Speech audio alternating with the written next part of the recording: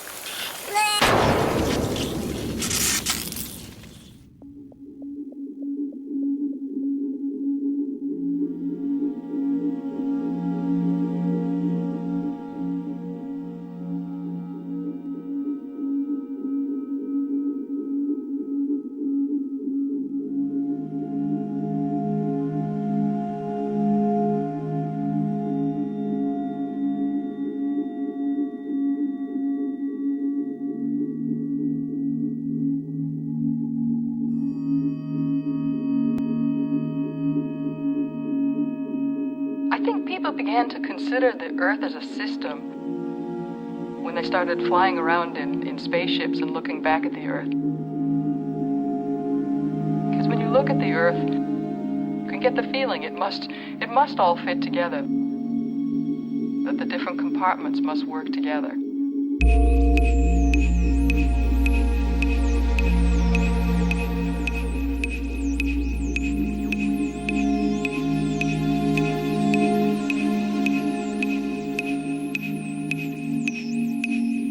We are living actually in a very thin skin of the planet.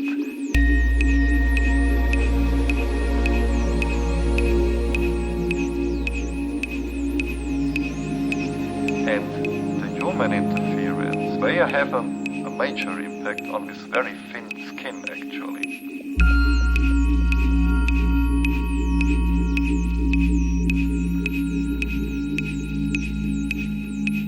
Human forces are matching already the natural forces, and this is quite worrying.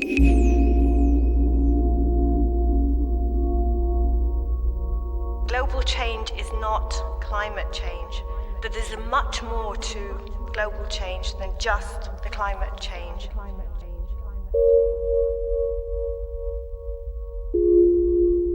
We are in a crossroads of planet Earth more than ever before, and yes, of course it's the case. The reason I say of course it's the case is that there are more humans alive now than ever before, so that we're consuming more now than ever before. Not only are there more humans alive now, but our consumption rates are much higher than in the past.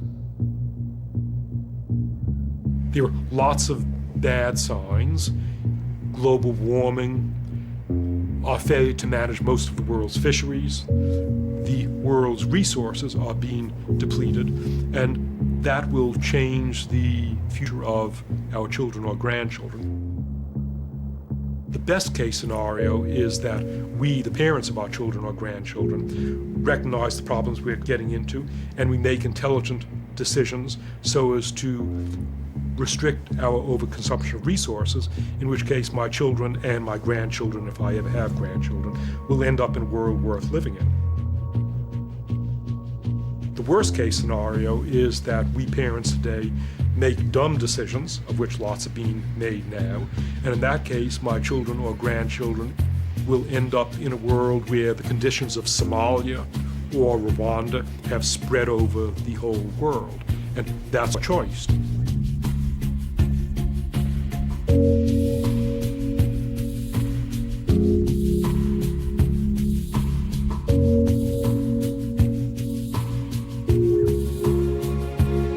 I'm quite sure that my descendants, my grandchildren, great-grandchildren, will turn around and say, hey, you've passed on to us a world that has lost its tigers and its blue whales and maybe 5 million other species, and the planet's ecosystem no longer works the way it used to.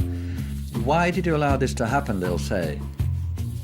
Why didn't you tell the public? Why didn't you go to the politicians and make sure they heard this message? Why didn't you do something?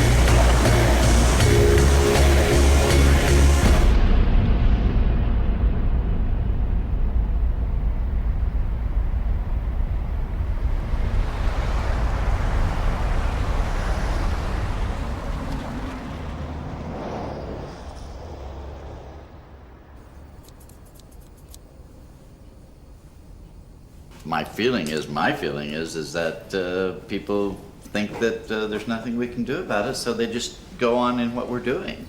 And that's my fear.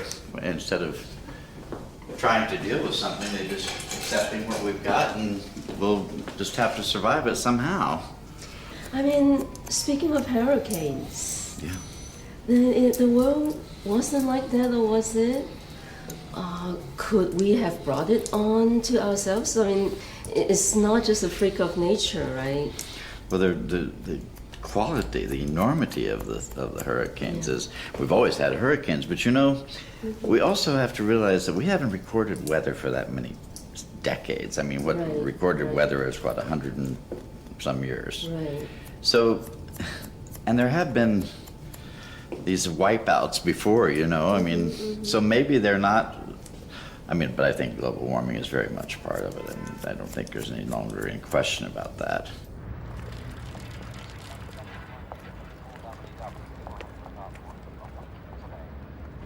Personally, I believe that it's the way that the world revolves.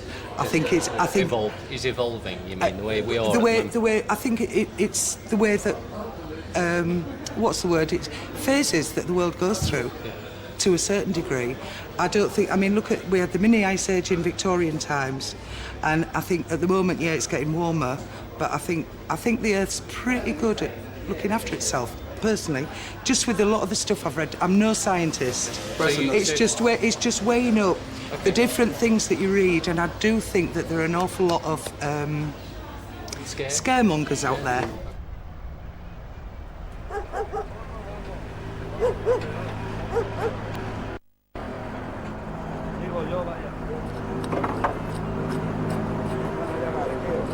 Ale. Es que nosotros no sabemos lo que va a pasar. Claro, somos como vosotros. Te haces la idea, pero bueno. Ojalá que vaya todo para bien. Peor está, seguro, vaya, cada vez está peor todo, ¿no?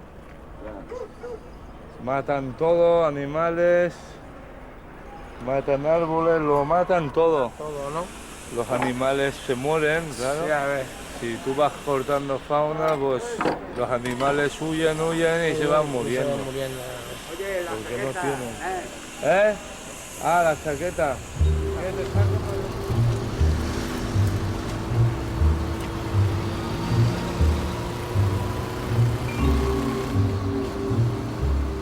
I think that there are signs of consciousness of the danger, and that consciousness is worldwide. It's hard to stay ignorant about what we're doing to our planet and what additional harm we might do before long. But there's a gap between that knowledge and constructive action. Perhaps the most worrying problem is climate change. Climate change is one of the greatest threats we face today. Clearly, to me, this climate change issue is one of the principal challenges that we face. Global warming is too serious for the world any longer to ignore its danger. Wir haben keine Zeit mehr zu verlieren. There is no time to lose. We must act. It's time to act now. We must act. Now is the time for action. Now is the time for action. Now is the time for action. Now is the time for action. Now is the time for action. You've got about 10,000 people assembled in one place. It's a remarkable event, bringing together policymakers, investors, technology providers, and NGOs. And it's like a competitive atmosphere for ideas on how best to solve this problem.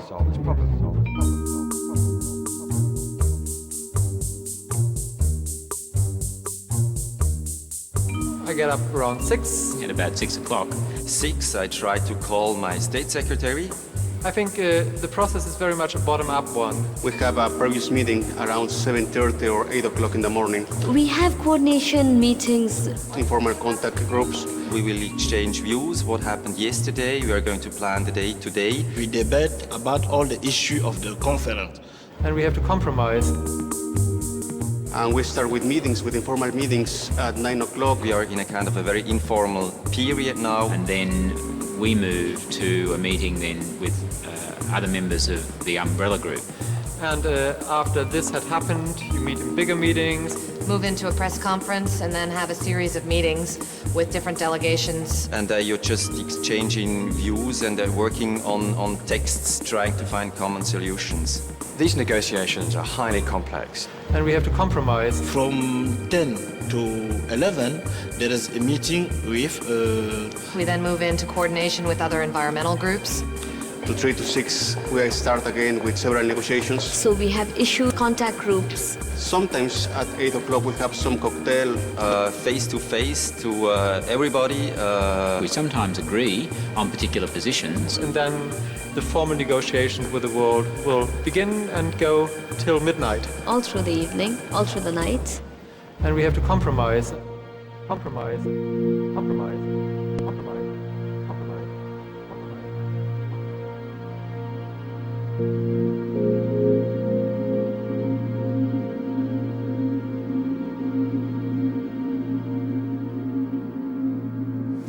The agreements that we have on climate change through Kyoto are not radical enough. We all know it's not enough. We're not talking about this small percentage reductions of emissions of less than 10%, which is what we've committed to right now, although still haven't moved ahead to do anything. We're talking about reductions of up to 70%. That's a major change. It's a major transformation of society. It's going to be a major transformation of the way that we do things. It touches people's mobility, it touches lifestyles, strongly touches consumption and production systems and worldwide.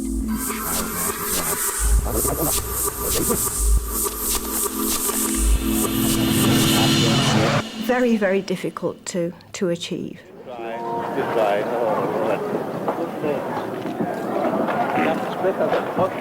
Should have stayed outside. We should have stayed outside.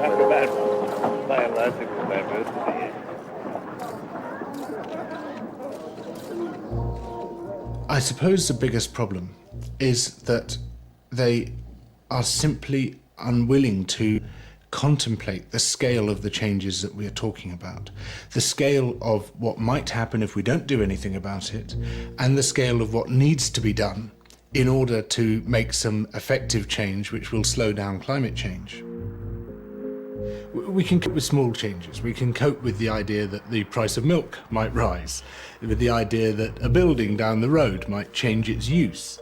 But the idea of the whole world changing, the idea of our position in the world changing, of us no longer being involved in this steady progress towards better and better conditions of life, but instead engineering a situation in which our conditions of life become much worse as a result of what we believe to be progress. That's something we just can't absorb. We can't take that in. It's too big.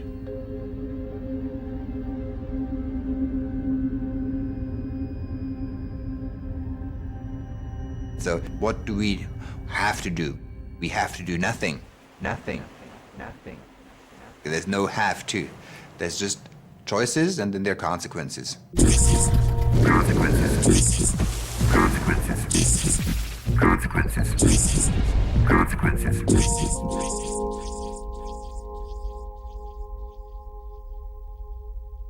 There are two major worldviews, I think, out there today. One is very optimistic about the possibilities for technology and the economy and the market system to solve almost any problem that might come up.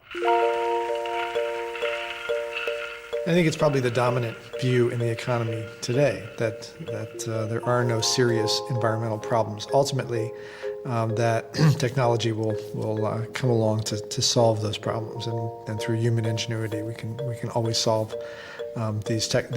any problem that arises. The frontiers of the future are not on any map. They are in the minds of men and in the test tubes and laboratories. The alternative view is a little more skeptical about the ability of technology to solve all problems, and that, not that it's against technology, but just recognizing that often in the past, technologies that looked very good at the beginning ended up causing more problems than they solved.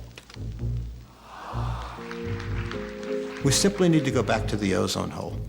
Those compounds which were produced were thought to be absolutely harmless. They were released into the atmosphere near the Earth's surface. People didn't worry about them. They were tested beforehand. They weren't toxic. They weren't going to cause pollution problems. And then completely by surprise, we found them way up in the stratosphere. We found that they were affecting a chemical system over the South Pole, high up from the Earth's surface, in ways that we never could have predicted. If you array those sets of assumptions against the real state of the world, which we don't know, then you come up with 4 possibilities for the future. 4 possibilities for the future. Star Trek. If we pursue the more optimistic policies about technology, and the optimists are right in those assumptions, then we end up in a world that I call Star Trek.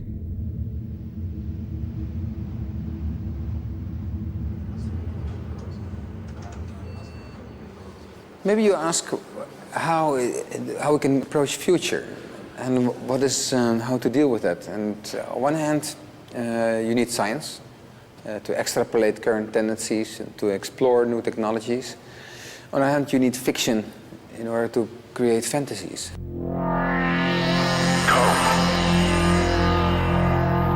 Let's travel into the future. What will we see? Due to the internationalization and globalization, due to the frontiers are disappearing, countries don't become that important, but cities, regions become more important. They have their own logics. They have to compete with each other. And that can lead already in a couple of years, a couple of decennia now, to maybe even more specialization. If we open up our frontiers completely and we specialize, then the Earth can still grow till about 90 billion people. The Netherlands has 15 million pigs and 15 million Dutch, so it's 1 to 1 exactly. And when opening the borders, one starts to wonder, should we keep that pig industry, yes or not, in the future? We showed that you can concentrate the pig industry of the Netherlands in towers. I mean, they are based on the life cycle of a pig. You make a slaughterhouse in the base, and you need about 40 farms. They can be on 40 floors on top of it, and they can pay off that slaughterhouse. But as well, they can pay off a communal kitchen. As such, it includes for the protein needs of the pig more or less a salmon factory on top. They can produce a biogas cupola on top of it to get rid of the shit and to turn it into energy for about 3,000 houses per pig tower. And that makes this kind of fascinating object, 600 meter high, that in a way equalized the discussion on the current skyscrapers. We finally give something which we are proud upon. We put these towers in port, clearly next to the shipping, so that you can send this pig away over the earth afterwards, so you have to produce. And it becomes a kind of shoreline of big skyscrapers that welcome you to the Netherlands. Star Trek. The world where we continue human expansion and domination over nature. Nature's not a limiting factor or an issue really at all in the human equation. It's we've conquered nature essentially. Never fear, technology will solve our problems by discovering a substitute for wood.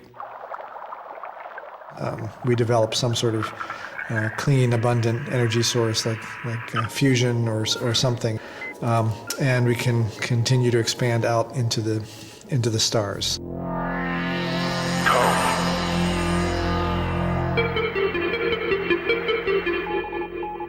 Four possibilities for the future. Mad Max.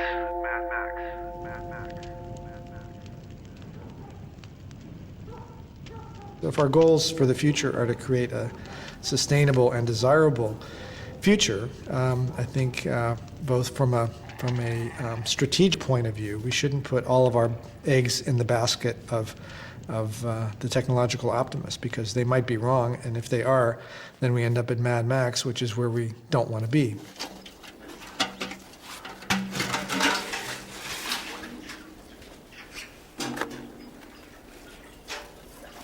Sen on nähtävissä nyt tästä kehityksestä, mikä on tapahtunut eksponentiaalisesti nyt viimeisen 100 vuoden aikana ja kiihtyvästi, että ihmisen luonnonvarat vähenee ja eläin, kasvi, sieni, kunta hirmuista vauhtia supistuu, sekä lajit että yksilömäärät. Ja jatkuuhan se sitten tietysti tällaisena, jollei tule pysähdystä. Jatkuu sitten, kunnes kaikki on käytetty ja viimeinenkin eläin ja kasvi ja sieni on kadonnut. Ja nämä luonnon muutokset, eihän ne pysähdy, jollei tämä väestönkasvu ja ennen kaikkea siis elintason nousu, jollei ne pysähdy. Luule mitään, mutta toivoisin tietysti, että maapallon väestö sitten todella putoaisi jyrkästi.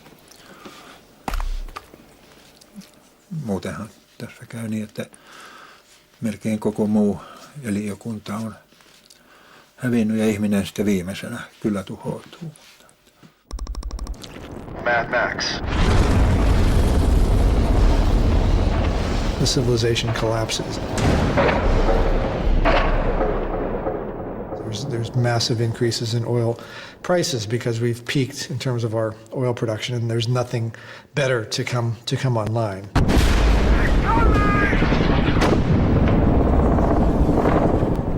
There's not enough oil, and at the rate we're managing timber and fisheries, there aren't enough trees and there aren't enough fish out there to supply the needs of Japan and the United States and the European Union and China.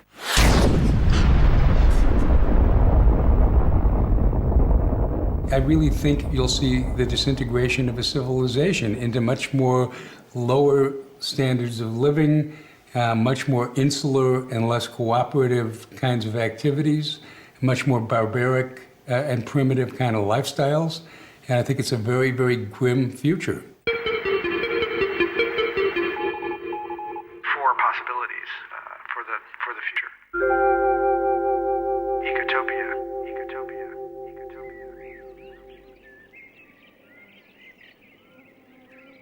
The ecotopia future, where in fact we do concentrate more on quality of life. We try to create a better quality future, but less quantity of consumption. Fine. No more industry, no more places to work. While we're at it, let's go all the way. Let's wipe out all cities, towns, homes, everything. Now what? Well, now we're starting the hard way, close to old Mother Nature.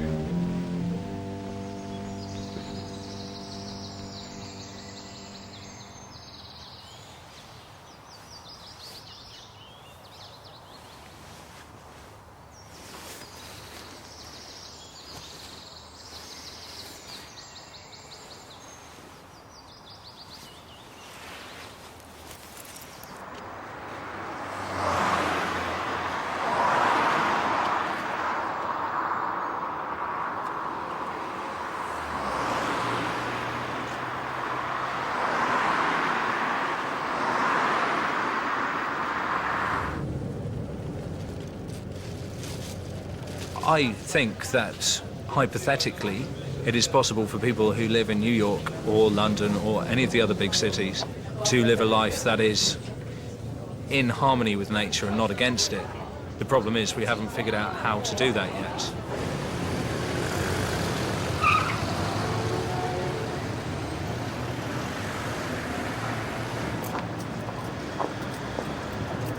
I hope that people will sort of see what I'm doing, maybe laugh at my misfortunes, and maybe start to question what it is that they're doing in their lives. Because what I've managed to do is go from being sort of typical, ordinary, wasteful person to having, I hope, a virtually negative environmental impact, yet still managing to live a relatively full and enjoyable life and hold down a career and everything. I'm working for an auctioneers called Sotheby's, and my job title is bids clerk, which basically means that I help people that want to bid in sales but can't come into the sale themselves to do so. So it's a bit of an administrative support role, but it's quite a lot of fun. I get to see an awful lot of things, go to all the sales, we help the auctioneer out as well. Yeah, it's a good place to work. I would say that I'm a lot happier now. I feel a level of contentment in my life and sort of peace, if you like, that I just can't remember having felt before. If a day's really hectic and busy at work, I go back to the woods. The idea was always to do it for a year, but I'm really not sure what I'm going to do after this, because I can't imagine myself just sort of jumping back straight into the same lifestyle I had before.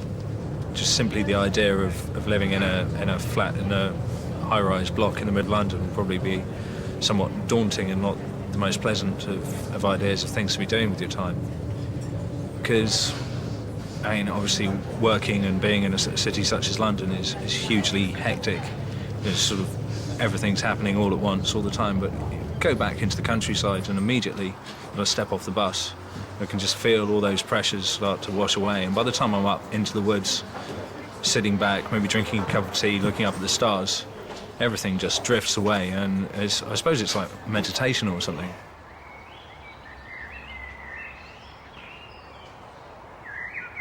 There have been girls who've wanted to come out, but I've sort of had to point out that it's possibly not quite the romantic idyll that they imagine. I mean, there are all sorts of insects and bumpy ground and getting up at 5 o'clock in the morning and things like that to consider. It's a slightly vague concept, I admit. I mean, obviously, I don't imagine other people to go running off and handing in their keys and going and living in the woods. I think what I would be trying to prove is that it is actually possible to reduce the amount of environmental impact that you as an individual have to almost zero.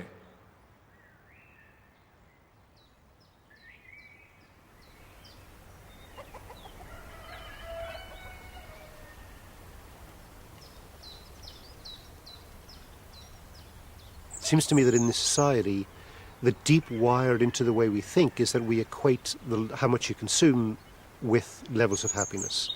And my conviction, which I find validated by my experience here, is that actually what gives true quality of life is quality of relationships with other people and living at a scale where you can feel that you belong to and are able to contribute to your own community.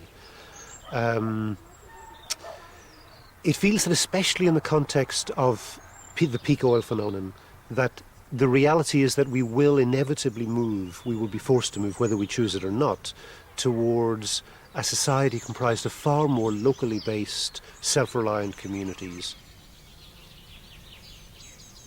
Four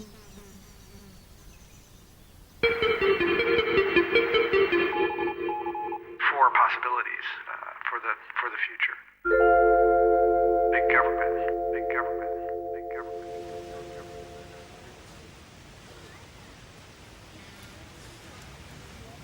People are myopic, we're selfish, little creatures, and by recognizing human nature and how we behave in the aggregate as societies, just coming to grips with that and saying, okay, let's design a system that works for that kind of animal.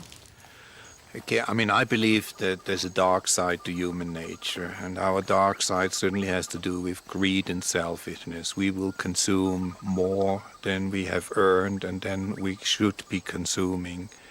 And we are used to that by now. Certainly in the developed world, we always had what we wanted, and politicians who promise us that kind of life are the ones we will vote for. So as such, democracy in environmental context doesn't make sense. We will not vote the right way. We will not choose the kind of leadership which will force hard choices on us. And I think we would need benevolent dictators who force us to tighten the belts, who say to us 1 car per family, take it or leave it, like the Chinese say 1 child per family type of thing, or make us we accept hard choices, and if we don't stick to the rules, we get punished, we get thrown in jail or what have you. I mean, that kind of real serious enforcement of certain environmental code which would restrict our freedoms, which would restrict our consumerism. One could get pessimistic about the ability of a democracy to solve problems, because democracies often politicians in democracies often tend to be focused on the next election. They have a 4-year perspective or a 90-day perspective. Does this mean that we need dictatorships instead? Well, that reminds me of the saying of Winston Churchill. Someone asked him, isn't democracy a terrible short-sighted form of government? And he said, yes, democracy is a terrible form of government, worse except for all other forms of government that have ever been tried. We don't want to get into a society where people's values are controlled. So it does depend on getting the message over of the necessity of doing something and then leaving it to them to do it. What we need to see is a democratic global order, because until we have global democracy, there's no incentive for anyone who's outside the existing system to engage in dealing with our problems, and indeed there's no incentive for anyone who's inside the existing system to deal with it, because the rich countries can just exploit the poor countries. So what I'm calling for is a completely changed political system, the World Bank and the IMF being abolished and replaced by the much fairer scheme, the UN being massively democratized, scrapping the UN Security Council, democratizing the General Assembly, but then for direct democracy as well in the form of a world parliament, consisting of representatives elected by their people on the basis of 1 person, 1 vote. And it doesn't matter if that person lives in London or lives in Brazzaville.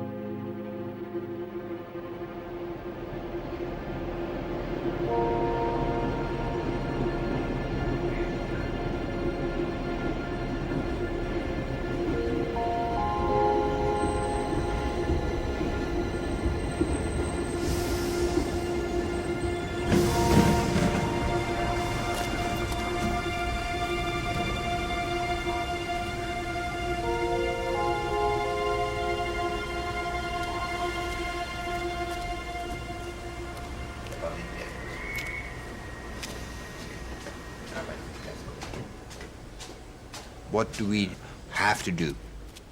We have to do nothing.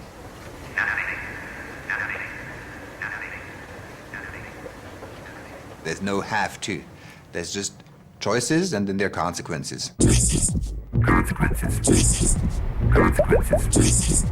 Consequences.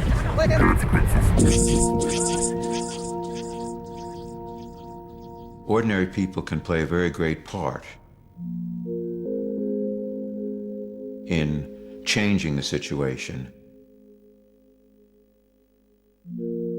It's up to us as ordinary people to apply pressure to our governments, to our leaders.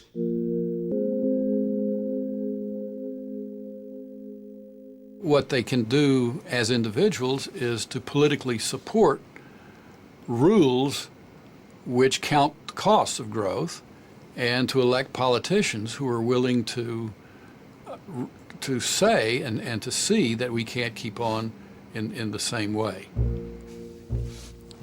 A lot of the leaders in Europe and a lot of people in Europe believe that get the United States to sign Kyoto and everything would be fine with the environment.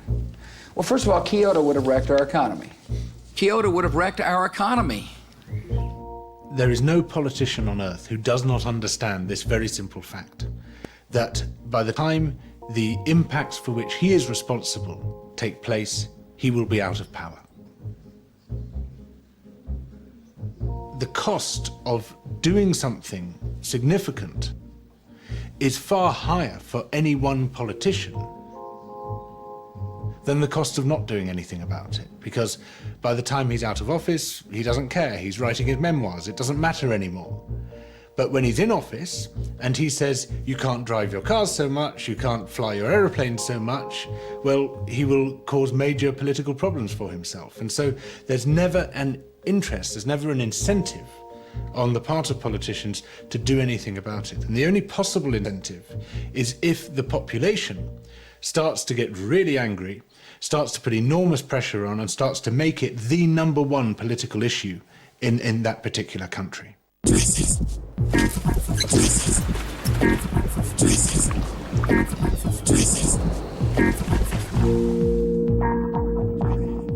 I believe we have a window of about 50 years, and there's some good reasons for saying that. One is projections of environmental change into the future, again, show some sort of breakpoint roughly around 2050. So this means, in my view, that we have from now until about the middle of the century to think very carefully and to actually start doing something about changing energy systems, changing land use systems, changing the way we live. I think if we don't do it before the middle of the century, we're facing much higher risks of significant and potentially very damaging changes.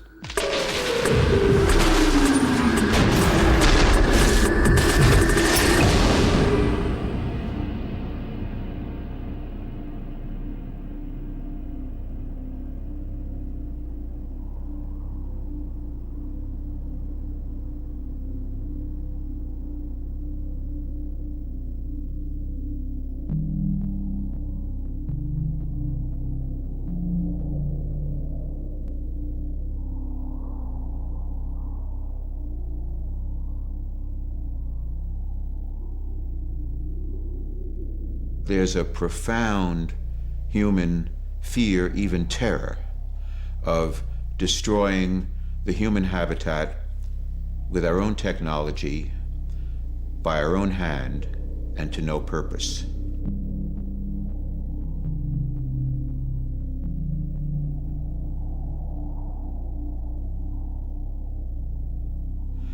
And that kind of fear enters into religious areas, because we now know that we can do what in the past only God could do: destroy the world.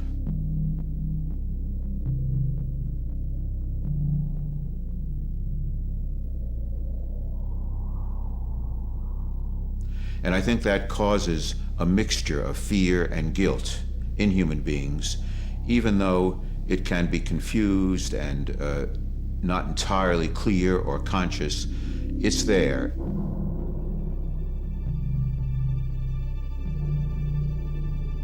Nothing that we do in the world is entirely free of it.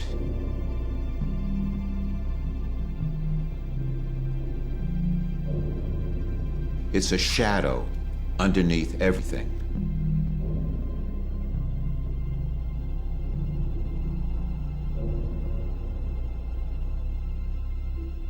When we wake up in the morning, we are a little bit without the ordinary defenses that we need to function in the world. And then we sit down at the breakfast table, and there we are confronted with all the catastrophes of the world.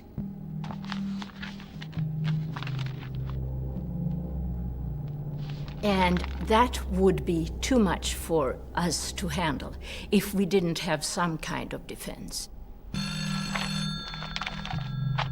When we get very threatening information, we do deny it. We put it aside. And even if we hear the information, and even if we can sort of believe the information, we still manage to suppress it in some way into our own consciousness. People are not reacting very well to scare tactics. So these doomsday sort of scenarios that they hear, they find so threatening that they don't want to take it in.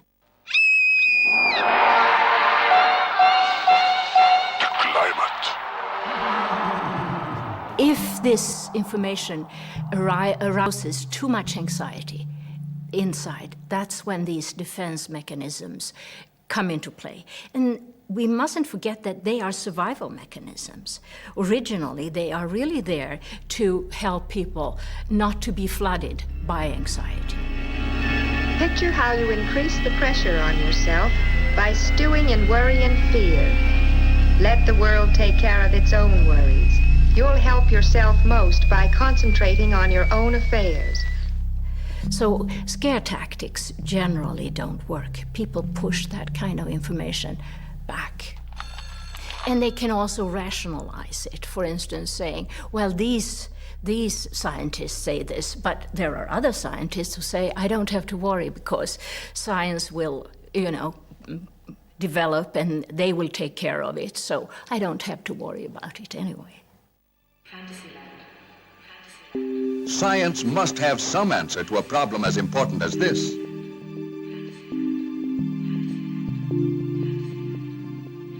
Relax. As soon as the public sees, on the one hand, this scientist says, on the other hand, another scientist says, the public sort of shrugs and they say, come back and tell us what you know when you know what you're talking about.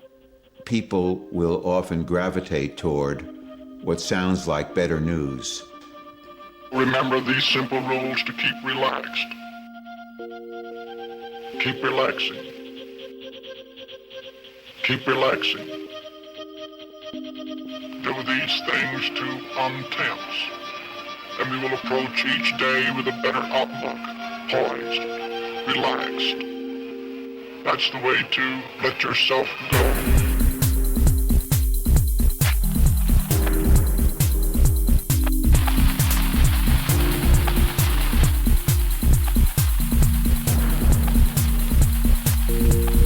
Self-relax.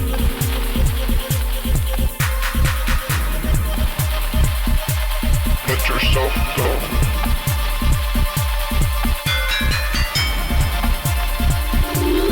Let yourself. It usually takes a crisis for action, for people to actually start to do something seriously. If you look at the acid rain debate, the action only began when it was possible to show on the front of magazines that trees were dying in Germany, that lakes were suffering in the northern latitudes, Scandinavia, Canada. The same for the ozone hole. The action really began when people saw pictures on their television of the ozone hole, and then further data that showed that this wasn't just happening in the Antarctic, it was happening elsewhere. What does it take then for climate change? How bad does it have to get for action to begin to be taken seriously?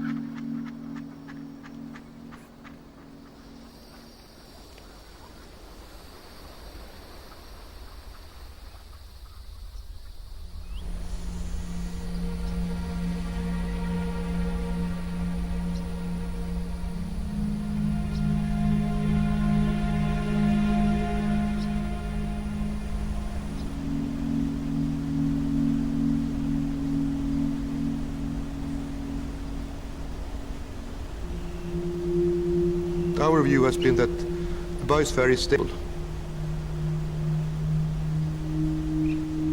It's infinitely resilient. We can do basically anything we want, and it just repairs itself all the time. We've just been living with that, and we're taking it for granted. But this era is over. This sort of luxury phase for humanity is now over.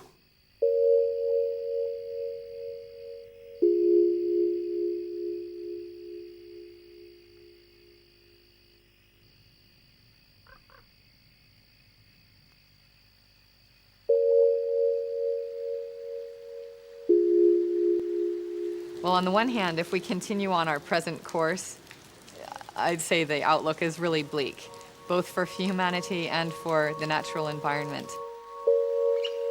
On the other hand, we have a huge window of opportunity now to apply much more understanding that we didn't dream of having just a few decades ago, of how fragile the Earth system is, of how human impacts affect it, and of how we can improve our practices, the way we interact with the natural world to sustain and fulfill our lives.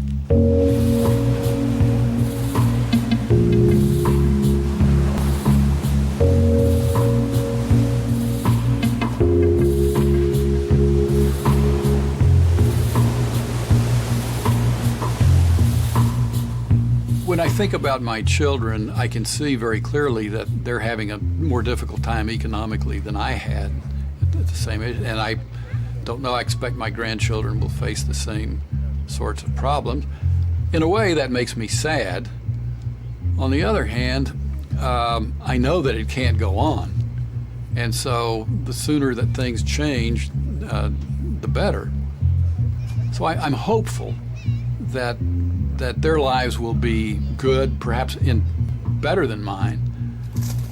I think the real enjoyment of life comes from friendship, good relationships, family relationships, environmental, living in a healthy environment, not so much from consuming more and more stuff.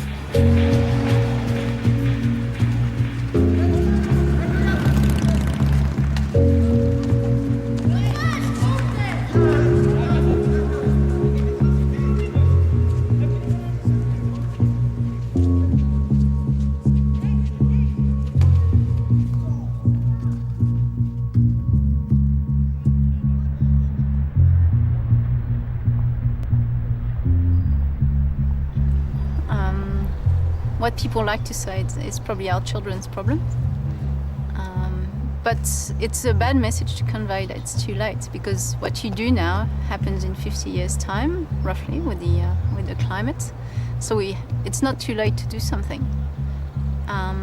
It's late in the short term. We are seeing changes, and we will see lots of changes over the next decade. But now is the time to act, I think, is what the models are showing us very clearly.